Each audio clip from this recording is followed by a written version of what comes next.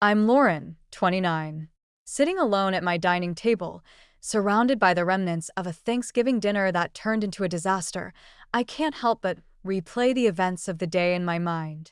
My father, Richard, had disowned me right at my own table, and the words still echo in my ears. "You're no longer part of this family," he'd said, his voice cold and final. It was a moment that shattered my hopes and dreams of finally earning his approval. Growing up in a small town in Texas, our family seemed perfect on the outside. We lived in a large, two-story house with a white picket fence, and my father was a well-known real estate developer. Success was everything to him, and he expected us all to follow in his footsteps.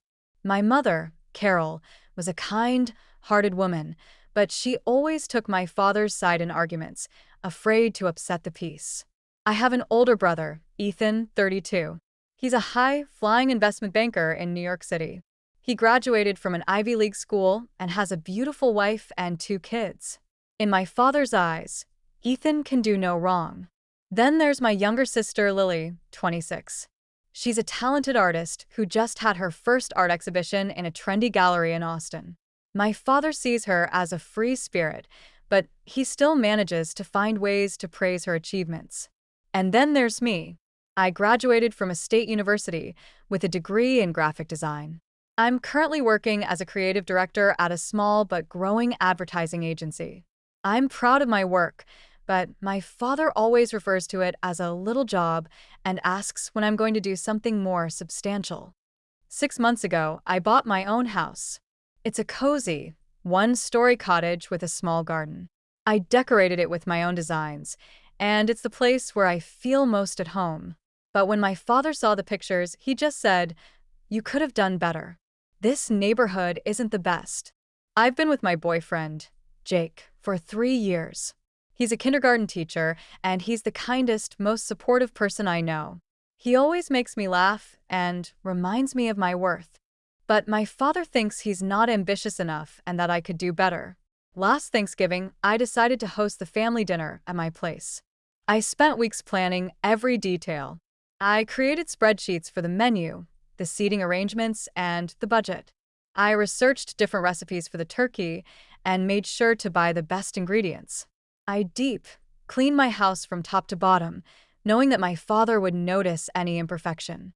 Jake was worried about me putting so much pressure on myself. "Lauren, your family should love you for who you are, not for how perfect this dinner is," he said. But I just couldn't let go of the hope that this time I would finally make my father proud. As Thanksgiving approached, things started to go wrong. I had trouble finding all the ingredients I needed at the grocery store, and when I finally got home, I realized I'd forgotten the sweet potatoes, a Thanksgiving staple. I was so stressed that I started to cry. Jake held me and said, "It's okay. We'll figure it out." On the day of the dinner, the turkey wasn't cooking evenly because my oven's temperature was acting up. I was in a panic, but Jake helped me come up with a plan to rotate the turkey and adjust the temperature. When my family arrived, my father immediately started criticizing my house. "It's a bit small for a gathering like this," he said. "And the color of the walls is too bright." My mother just nodded nervously, and Lily and Ethan tried to make light of the situation. During the meal, things got even worse. My father started complaining about the turkey, saying it was too dry. Lily tried to defend me, saying it tasted great, but my father just ignored her. Then Ethan announced that he was getting a huge promotion at work, and my father's face lit up with pride. "That's my boy," he said. "You're really making a name for yourself." Feeling left out, I decided to share my own news. I told them that my agency was being considered for a major national campaign, and I was in charge of the project. My father just shrugged and said, "That's nice, but it's not the same as what Ethan's doing." Then he turned to me and said, "When are you and Jake going to get serious? You're not getting any younger, you know. And his job as a teacher isn't going to get you very far in life." I tried to stay calm and said, "Jake and I are very happy together, and we're taking things at our own pace." But my father wasn't satisfied. "You're wasting your potential, Lauren. You could do so much better." That was the last straw for me. I finally snapped and said, "Dad, I'm proud of my life. I'm proud of my job, my house, and my relationship with Jake. You've never been able to see my worth, and I'm done trying to please you." My father's face turned red with anger. "If that's how you feel, then you're no longer part of this family," he said. He pushed back his chair and stood up. "Carol, Ethan, Lily, let's go." My mother looked at me apologetically, but followed my father. Lily came over and hugged me, saying, "I'm so sorry, Lauren. He's being unfair." Ethan just looked at me with a sad expression, but didn't say much. After they left, I collapsed into a chair and started to cry. Jake came over and held me tightly. "It's not your fault, Lauren. Your father is the one with the problem." Over the next few days, I thought a lot about what had happened. I realized that I had been living my life trying to meet my father's impossible standards, and it had been making me miserable. I decided that I needed to set boundaries and focus on what made me happy. I wrote an email to my family, explaining how I felt and what I needed from them.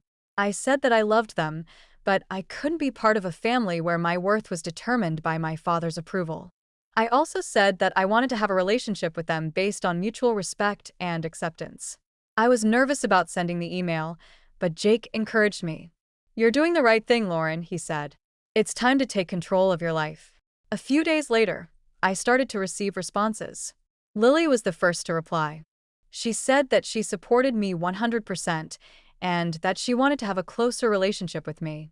Ethan also sent a message, saying that he thought my father was wrong and that he hoped we could all work things out. My mother's email was more emotional. She said that she was sorry for not standing up for me and that she wanted to make things right. She also said that she loved me and that she would always be there for me. I still haven't heard back from my father, but I'm not going to let that stop me. I'm going to focus on my job, my relationship with Jake, and my new found freedom.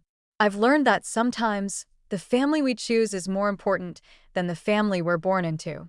And I'm excited to see what the future holds.